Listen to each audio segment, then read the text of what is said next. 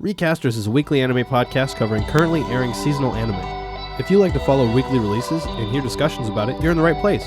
If you enjoy series reviews and previews, then be warned. Spoiler City straight ahead.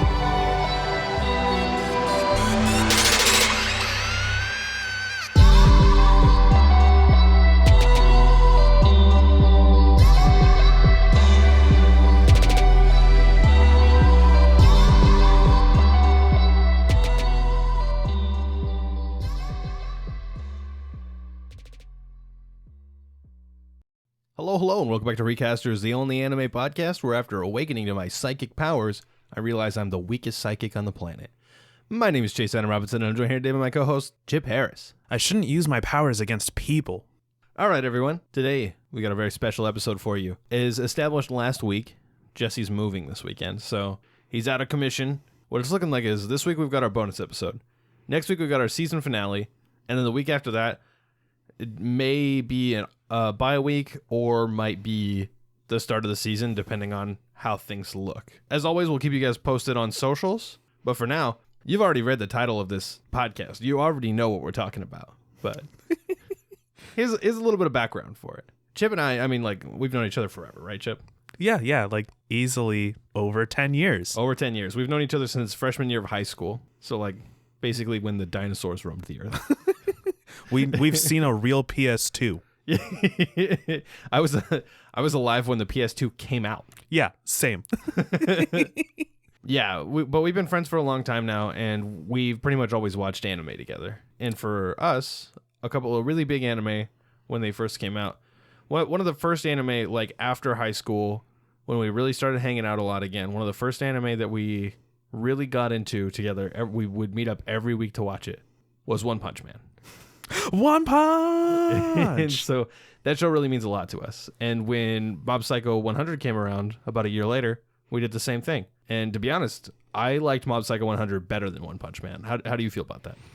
Well, I mean, it's really tough because I haven't seen season 2 of One Punch Man yet. And I really liked One Punch Man because of the over-the-top ridiculous action, but at the same time, Mob Psycho also has some pretty over-the-top ridiculous action, so it's a pretty hard toss-up right now. I think I would need to see season 2 of One Punch Man to give a definitive answer between those two. What if you're just talking about the first season of each? Okay, if it's just the first season, I would have to say One Punch Man, though. I had a feeling. And that's like, we have like slightly different tastes in anime in that way, but they're both great shows, so it doesn't matter that much. So yeah, Chip and I, we love One Punch Man. We love Mob Psycho. We never watched season 2 of Mob Psycho. And all these years later, I'd say like, what, it's been like 1 or 2 years since Mob Psycho season 2 came out? I feel like it's been longer than that. I kind of need to look it up now. Yeah, let me check. Okay, yeah, so it's been 2 years since season 1 came out. And about a year ago, Chip and I watched like literally 4 episodes of the season 2, and then we got busy. We never got back around to watching the rest of it. So here we are. This is our review of Mob Psycho 100 season 2, and also maybe season 1. We're going to talk about Mob Psycho 100 for an hour or so. Yeah, give or take, you know? So we just sat down, we binged the rest of it. So because it's been a year since we watched season 2, we started out with a recap video. And there's a great YouTuber by the name of Relax and Recap. If you've never heard of him before, he does recaps for anime. Whenever they get a new season, then he'll go back and recap the previous season. And like, he does a really good job recapping. He does like scene by scene everything that happens in an episode. Yeah, he did a really great job jogging my memory for the first 4 episodes that we saw. So, and thank God, because episode 5 like leaves up. It's like in the middle of an arc. Like if we had just jumped back into to episode 5, it would have been like, what the fuck happened? I don't remember. Okay, so anyways, we don't really have anything for our normal post-intro section where we talk. This would normally be the part where we talk about anything and everything that interests us. However, this week, all that interests us is Mob Psycho 100. Yeah! I'll talk a little bit more about One Piece next week, and I can report that Jesse is almost done with part 5 of JoJo, so we'll talk about part 5 next week also. Oh, man, he's going to be further ahead in JoJo because he's going to start reading part 6, and I'm waiting for the anime. Yeah, he's absolutely going to read part 6. I already asked him because we talked about covering it on the podcast once, but it's like 38 episodes long. It's going to run for a whole year. Yeah, no, don't cover it on the podcast. Yeah, no, we decided not to do that, but as a result, Jesse's gonna be reading ahead. So yeah, he's gonna quickly pass you. Guess you gotta read the manga, Chip. After the entirety of part 6 comes out on anime. Then you'll read the part 6 manga? No, then I'll read part 7. Nice. Oh, part 7's my favorite. Yeah, so that's all I have to report this week. Instead, we're just gonna get right in Mob Psycho 100, so buckle up. Okay, so we decided that, like, we talked about how to segment this. We wrote down everything we wanted to talk about, and we're probably just going to run with that. Yeah, so we talked about a few different options, and usually what we do when we do our bonus episodes is we create categories, and we put stuff into categories that we want to talk about. But after discussing it and writing all of our points on the board, Chip and I have decided we're just going to talk about Mob Psycho 100. So, so here's a discussion about Mob Psycho 100 with absolutely no structure. I hope that everybody enjoys this. Okay, Chip, who's your favorite character? Let's start with that. Ooh, my favorite character. That's kind of a toughie. It was Reigen, but then he was like a dick to Mob, so now he's not my favorite. Yeah, dude, season 1, Reigen was like, he's the GOAT, right? Yeah, He's exactly. awesome. And then season 2, it was like, why are you being so harsh, man? But there were reasons for it. Yeah, I mean, if you look kind of deeply into it, it's obvious that he just really didn't want to lose Mob as a friend, and also, I mean, as an employee too. But you know, when we get a little later into season 2, and we see Mob is basically his only friend. So well, also, like, yeah, we see him like go down this spiral where he throws himself into his work and realizes he doesn't have any friends and stuff like that, right? Right. But if you think back about the words that he said to Mob, he was talking about himself. Everything that he said to Mob was his life. Talking about how he didn't have any friends and nobody to turn to, and all he had was work. Yeah, and we kind of saw the look on his face when he would read messages from his mom. That kind of definitely made it, the things he was saying to Mob, point towards himself instead. So yeah, with Reigen, I feel like, you know, he kind of saw Mob as a counterpart to himself. And so especially like when we see Mob out with his friends and then Reigen sees that, Reigen gets really, like, I'm not going to say sad because that's not the right word, but it fucks him up, dude.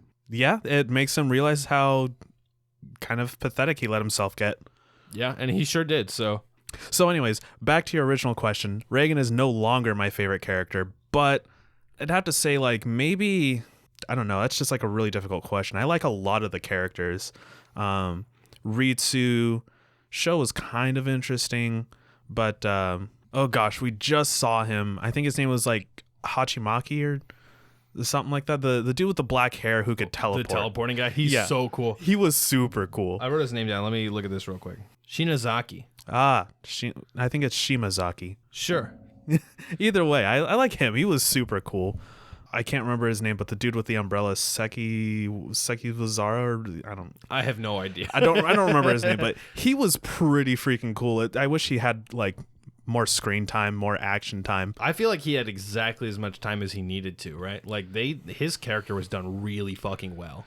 Yeah, his character was done well, but I really like action, and after seeing what he could do with his abilities, I wanted him to do more of that. Right, yeah, absolutely. I think all 5 of those characters were really cool. We got Plant Guy, Teleporting Guy, Umbrella Guy, Muscle Guy. Who's the other one? There's a 5th one. Oh, yeah, the Technology Guy. Oh, Technology Guy. These were the Ult 5, or the Ultimate 5. Yeah. To be honest, Technology Guy was kind of lame. He did basically fucking nothing. He had a really cool power, but they didn't really expand into him very much. So, yeah, he came off as pretty lame. But I feel like he could have been super cool. I mean, he was controlling drones for a second there. And then Sho just kicked his ass. Yeah. I really like the part when it, like, you know, he's like, he can use technology by linking into anything with waves, with electronic waves, and then it's like even he doesn't understand how it works. Oh man. Yeah, I think my favorite characters, and I can't put it on one. Right now, I would probably, if I had to pick one, I would say Sho, but I think that's just because I like his character design. Yeah, that's totally fair. Sho, Ritsu, Reigen, and Mob are just all amazing characters. I feel like all four of those characters fucking phenomenal. Yeah, no, definitely. And Tetter is really good too. Yeah, he became like even cooler, especially after he lost that stupid wig that he was wearing. Dude, I love the part when those two other guys make like the fire tornado to fight that one guy, and then Tetter just punches him in the fucking face. God, it was such a powerful punch too. Like it was a fully physical punch. I don't even think he was using his powers to like magnify his strength. He just comes up and uppercuts this guy. Right. Oh man. So to back up and talk about some of the earlier parts of the season real quick. Yeah. So where we picked it up today, Mob was stuck inside of that one girl's head, right? With basically demon. Yeah. Like, I know he was a spirit just like everyone else, but this guy was a fucking monster. Yeah, no, he was absolutely the strongest one out of all the other spirits they've ever fought. So yeah, his name was Mogami, and yeah, dude, like when he shows up later, also, oh man.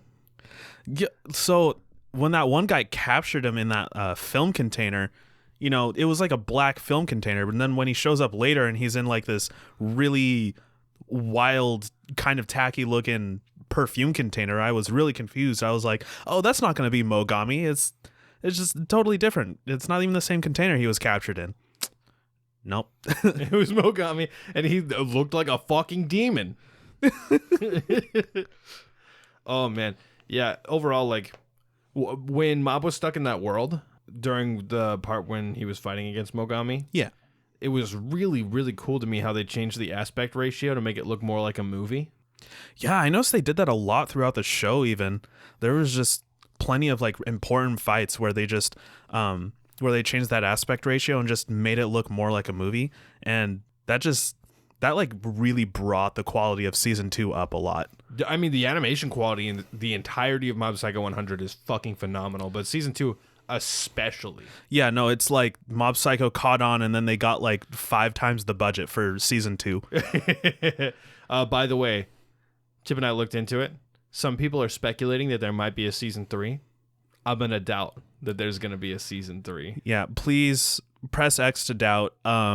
There's 10 chapters of manga that the anime hasn't covered yet, and I mean, other than those 10 chapters, they just have to come up with new content, which if they did, that would be pretty cool. If they were to do a season 3, I'd like to see them go more into Mob's like question mark percent, I think at this point all I want to see is him confess to Tsubomi.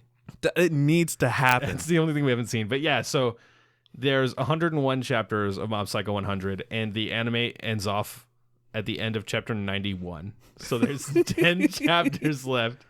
I'm assuming he confesses to Tsubomi in that time. That's probably. Also, just this has nothing to do with anything, but I can't believe they have Mob Donalds. It goes into like every anime has a different version of McDonald's, like the WickDonald's and the McDonald's and stuff like that. Yeah, they gotta have their super common fast food chain that everybody knows, except avoid copyright. Yeah, exactly. Also, like the burger that Reigen was eating, it looked like a Red Robin burger with bacon on it. I was like, that's not a McDonald's burger, you fucking liar. Well, I mean, McDonald's in Japan is much higher quality, so their burgers are gonna look better even when they're drawn. Yeah, fair. And I'm just saying, I recognize the burger as a bacon quarter cheese, so that tells you a lot about Chip, for the record. But yeah, to go back to what you were saying before, the question mark form. Yeah, I mean, when he was fighting the final boss, he didn't go into that question mark form. He just was 100% rage. Yeah, 100% fucking rage. And it's like his his question mark percent, I feel like was way stronger than any of his 100% emotions, you know? His question mark one also didn't happen. It was in in their like dream reality. Yeah, you're right. So it was really cool to see, but I don't know if it's literally possible. Yeah, I mean, I guess you're right. Dang, way to shoot down my hopes and dreams. It's Demon Slayer all over again. So it's no secret to anybody who listens to the podcast often that I've been pretty into One Piece lately. Oh, yeah. And in One Piece, there's something called hockey. And it's not like the sport. What? Why would it be like the sport? So basically what hockey is like, you know what? And at where I'm at right now, I don't even entirely understand it. But what I understand is it's like the concentration of energy. Oh, so it's like ki. Kind of, yeah. Except so they can use it to sense incoming attacks. They can use it to like basically give themselves like a defense force field to make it so that things don't hit as hard, and then they can use it to strengthen their attacks. So what you just told me is that it's Dragon Ball Z's ki.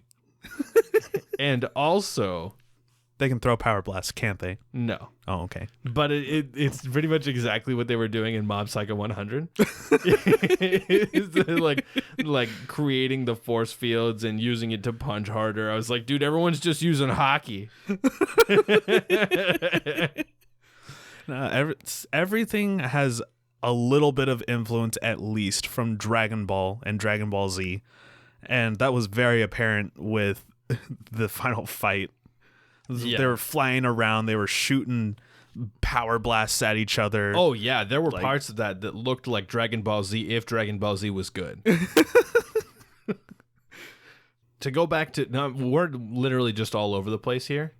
Yeah, that's true. But, I mean, we're just talking. Yeah, I think we're just going to keep it that way. But back in the dream world, I think that's what I'm going to call it, the dream world. I don't know what else to call that. Yeah, I mean, that works. So in the dream world, we see that Asagiri is like a huge bully. Yeah. And then I was surprised to find out because like when we were watching it, I was like, oh, she's the bully in here. And Chip was like, maybe she's a bully in real life. And I was like, that doesn't make any sense. And then we go into real life and then he's like, hey, are you actually like that? And she's like, yeah, sorry about that. It's like, oh, you know, my bee. Yeah, sorry, I'm actually a bully. Thanks anyway, though. Yeah. I'm also surprised we never saw her pop up again with only 10 chapters remaining. I kind of expected her to come back. Yeah, I mean, because she even told her dad, like, hey, I really like that guy. I hope I meet him again. Yeah, exactly. Oh, also, when Mob gets fucking serious in the dream world. Oh, buddy. He's absolutely just reverse Gojo. Instead, because Gojo, he's got like the flowing white hair and the blue eyes. Yeah. And we see Mob with the flowing black hair and the red eyes. And I was like, holy shit.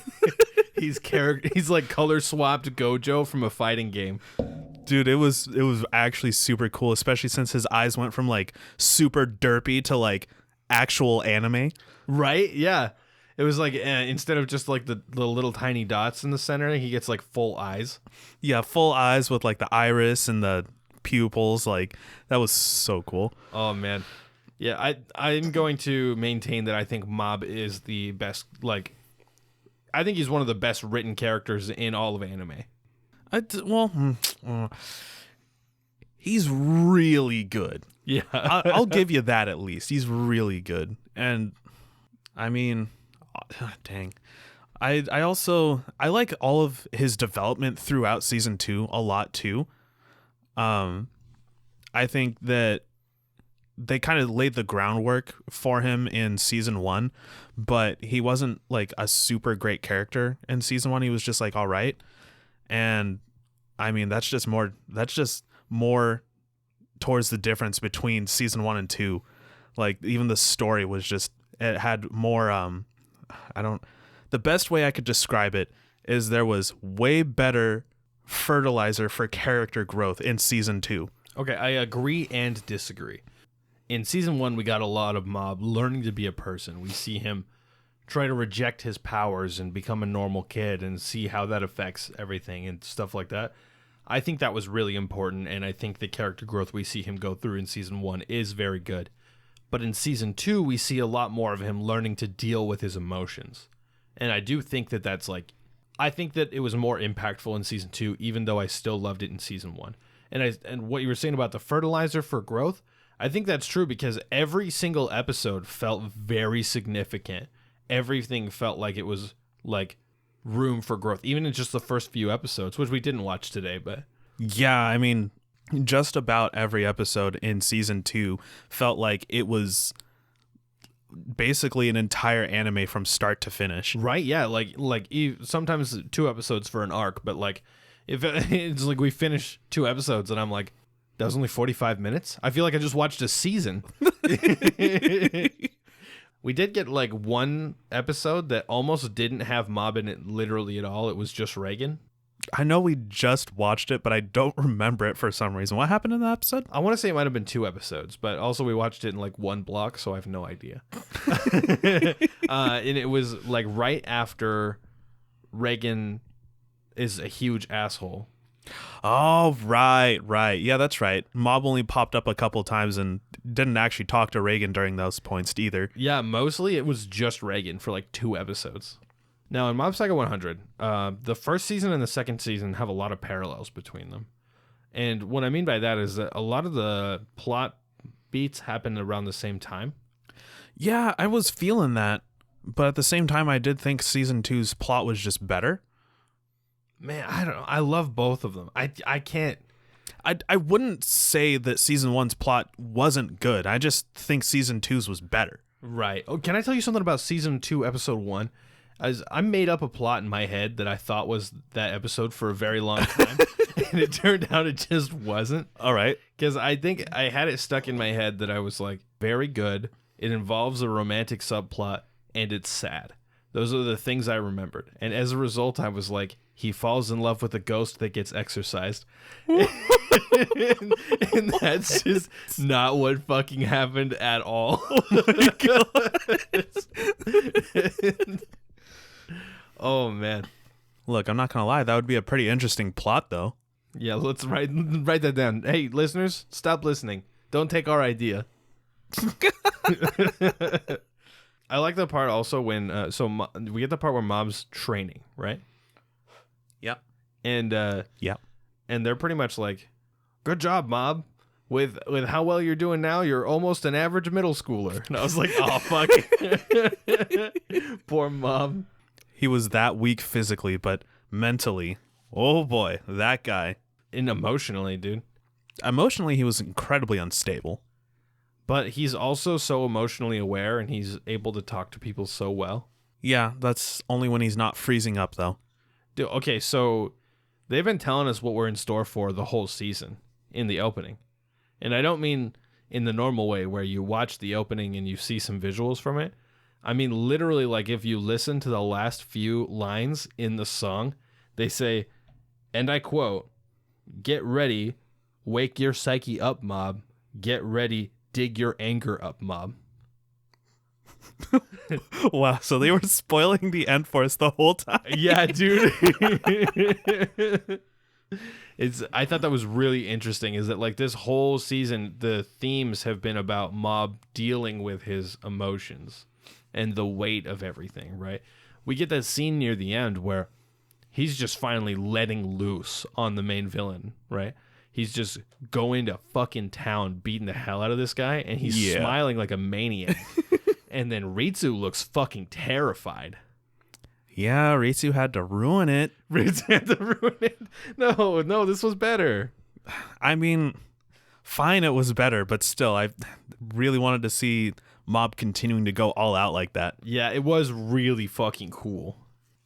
But at the same time, I'm pretty sure after that happened, after Mob got thrown around a little bit, then he also got the red eyes again. Yeah, he did, yeah. You know, do you remember him getting the broccoli seeds? Yeah, so after I saw that ending part where it was the broccoli and then he made the realization, I also made the realization. I'm pretty sure he got those broccoli seeds in episode 1 of season 2. Yeah, he did. Yeah. And they were just in his pocket the whole time. And something I thought was really, that was really cool how they carried that through the whole season just for that one final payoff. But it was really funny when like Chip and I were watching it and we see the tree, right? And we're like, that looks like broccoli. And we thought it was, but we were like, no, it's a tree though.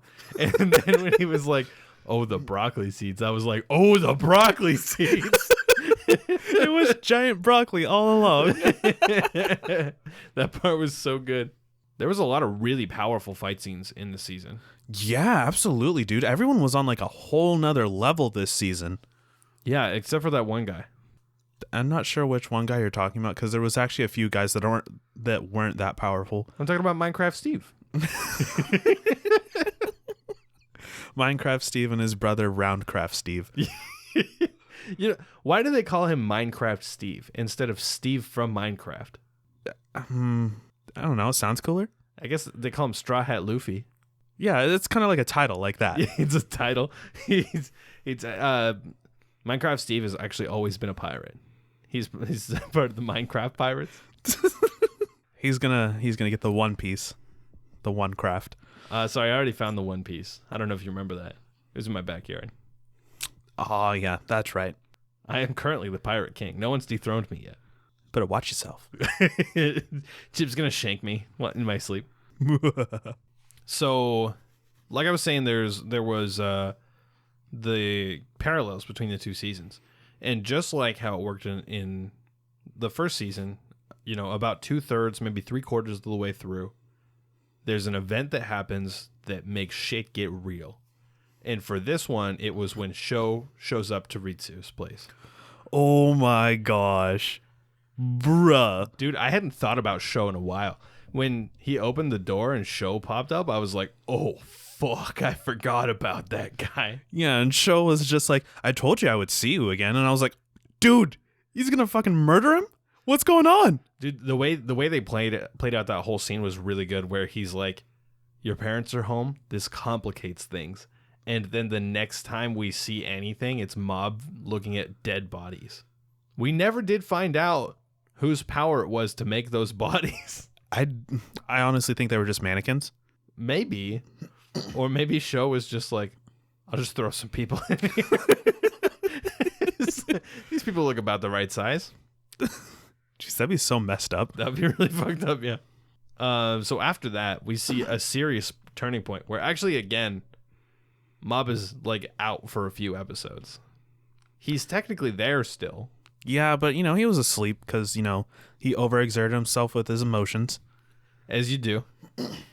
You ever feel that, though? Where, like, you get really mad about something, and then once you finally cool off, you're just fucking tired? Yeah, I guess. That happens to me. I don't like being mad. I get mad very, very rarely. Yeah, I don't think anybody really likes being mad, except for those assholes that are just mad all the time for no reason. And Chip's like, I don't think anybody likes being mad, except for those people that like being mad. All right, rank the ultimate 5. Rank them, like, in terms of what? In terms of coolness. All right. And please don't try to remember their names. I don't. I'm not going to remember their names, trust me. Except for, nope, I don't even remember his name. Never mind. So, coolness. That's what you said, right? Yeah, and how much you like them. Okay, coolness and how much I like them. All right. Teleporty guy is number 1. And then umbrella guy. And then muscle guy. And then plant guy. And then technology guy. Swap plant and muscle guy, and it's my list. Oh, perfect. I like teleport guy, umbrella guy, plant guy, muscle guy, technology guy. All right. At least we agree that technology guy was fucking lame. Yeah, he wasn't even physically able to keep up with anybody. Sho easily dispatched him just because he got past his technology defenses. Yeah, absolutely. Oh man, one of my favorite scenes in the whole season actually is when they're fighting teleporting guy And then Reigen just comes up and beats the fuck out of him. He says, he says like self-defense move or something like that. Self-defense rush. Yeah. And then it pauses and it's like, this is a technique where Reigen yells self-defense just in case. Just in case he doesn't know whether or not it's actually self-defense. Reigen, you motherfucker. Honestly, it was pretty funny that Reigen was able to just come up on him like that, but at the same time, it makes perfect sense because just before, he had literally just decided he's going to tune out anything that's not these espers or their powers. And since Reigen doesn't have any powers at all, well, not enough to make anybody notice him, he was able to just walk up on him. Yeah. Because, I mean, the teleporting guy is blind, which is fucking wild. Oh, man. The way they showed his eyes was so cool, where it was just like TV static, like scribbles. Yeah. But then when he opened his mind's eye and he had black eyes with the red pupils. Oh, yeah. He had like fucking demon eyes. Yeah, that was sick. Oh, yeah. And then here's just a random thing, but I really like the mid-rolls this whole season, where like when you reach the halfway point in the episode, they had those like black and white hand-drawn mid-rolls. Oh, yeah, those were super cool. That's what those are called, mid-rolls? I don't know. That's what I'm calling them. Oh, I like mid-rolls. They're usually really cool. Right? Yeah. So in this case, we got some really cool ones. Like, I like the one where they had the block of tofu that they were drizzling stuff onto. Or like near the end, we had the one where Reigen was trying to take a picture with everybody. Oh, yeah, that one was hilarious. There was some really, really artistic and cool ones of those. I will say that, like, they were really fun to see, but also in the later part of the season, they felt like they were breaking up a scene that should not have been broken up. So it kind of broke the pacing a little bit. Yeah, unfortunately, mid-rolls, they're not placed very well because, like, what they're supposed to be is they're supposed to be where the show goes to commercial break. Right, yeah. But I mean, when you watch shows like that on TV, half the time the commercial is not at the mid-roll. Yeah, exactly. Although I got to say, one of my favorite ones of that was the one where it was the umbrella guy and the boss guy and it was raining. Oh, that was, yeah. Like, the way they were standing, it was like super, like, villainy aesthetic kind of. And then when it went back and it did the next part of it and it was Mob and Reigen underneath the umbrella together.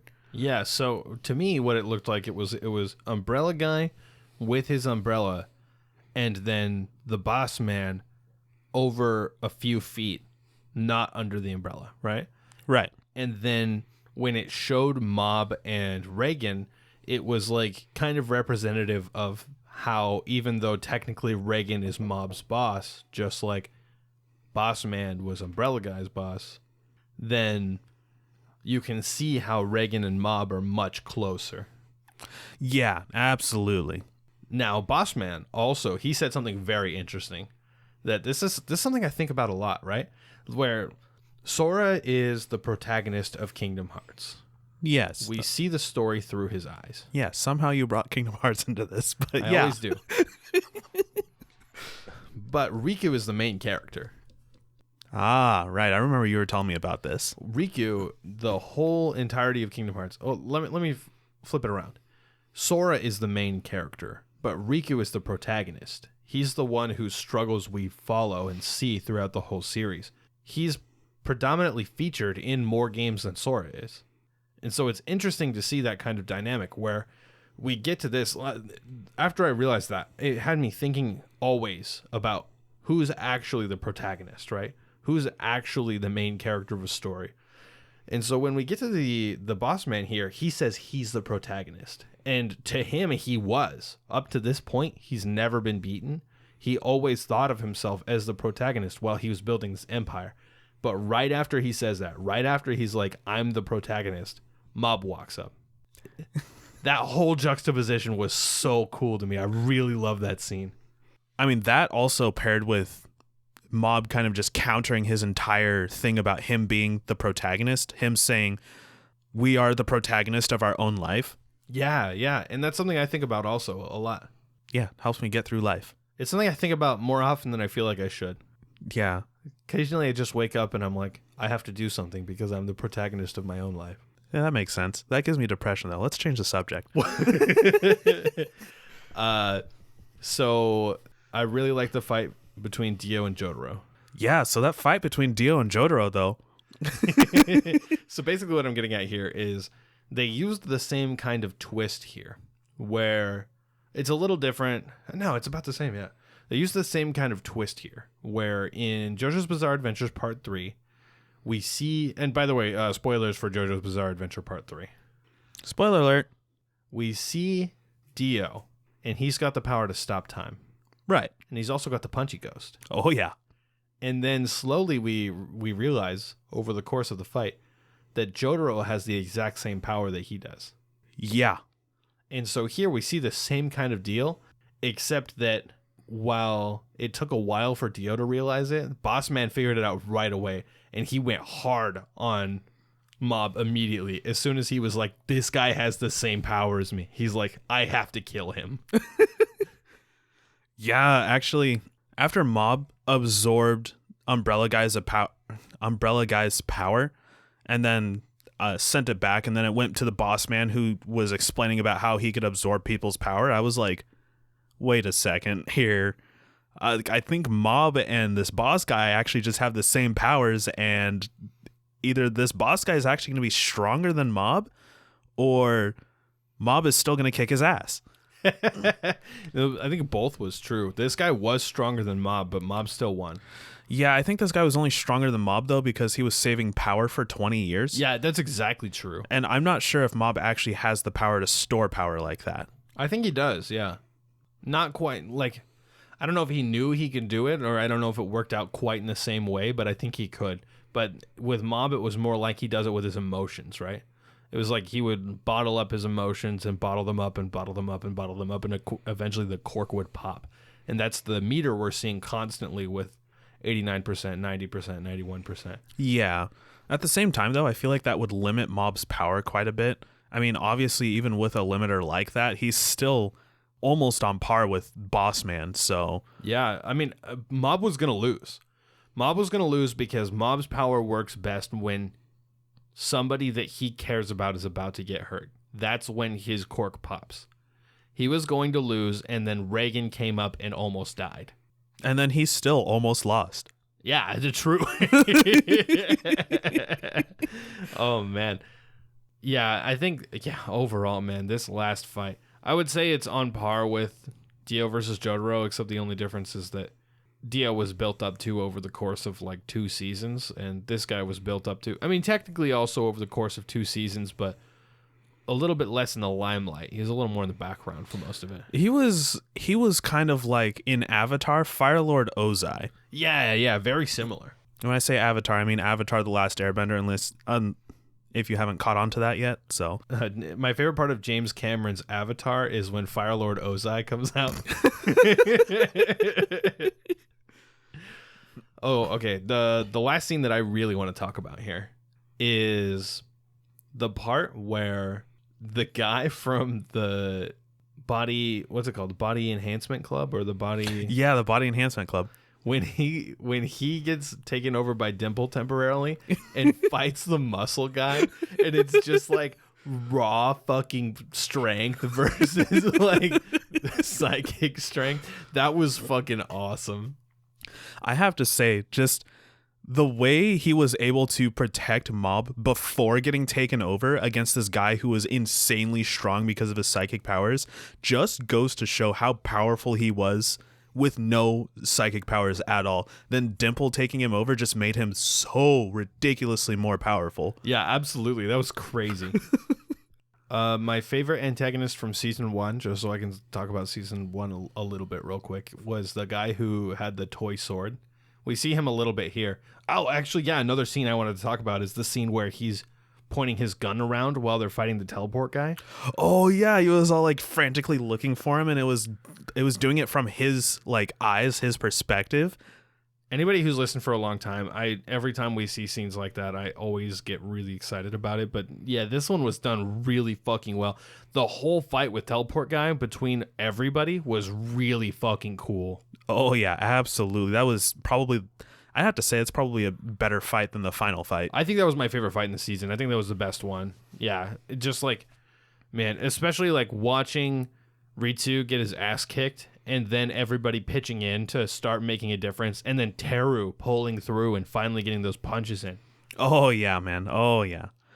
That's just such a magnificent fight. I like when a lot of unique abilities come into play into a single fight. And, like, don't get me wrong, the fight between Mob and Boss Man was really cool, but they did basically have the same powers. Right, yeah. It was just a Dragon Ball Z fight. Yeah, exactly. So the fight with Teleporting Man and everyone else, that was awesome. So many different powers coming together to make this incredible fight scene. And of course, Reigen's the one that beats him. Again, Yeah. Reigen beats everyone. This motherfucker. Oh my God.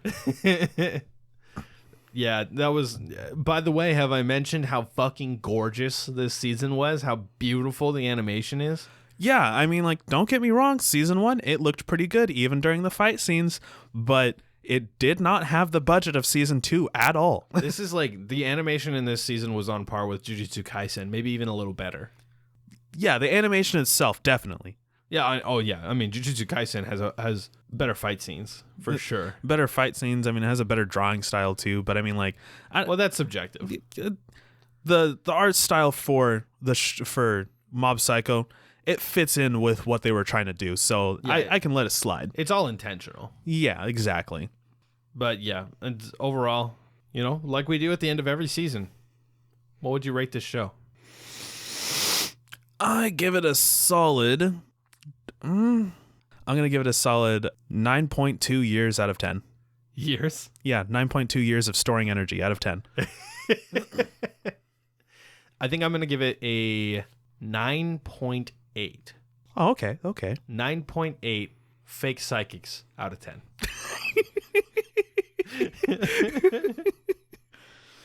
All right, and that about wraps up our bonus episode. I know this one was a little different than how we usually do it. It was a little bit more freeform, a little bit more Hectic.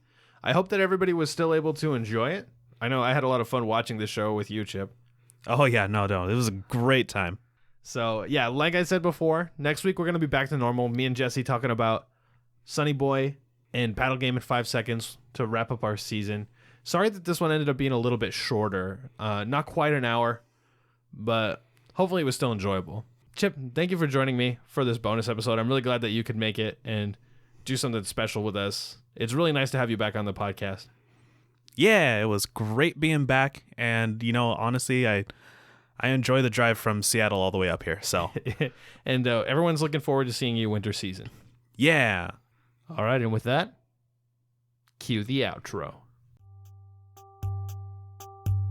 Thanks for joining us for this episode of Recasters Anime Podcast. We hope you had as much fun as we did. Feel free to check us out on Facebook. We post anime-related memes there almost daily. Let us know what you think of the current anime season, or even just say hi. You can look forward to weekly releases every Tuesday morning on platforms like Spotify, iTunes, Google Play, and Stitcher. Tune in next week for more anime discussion. Ja! Mata Raishu!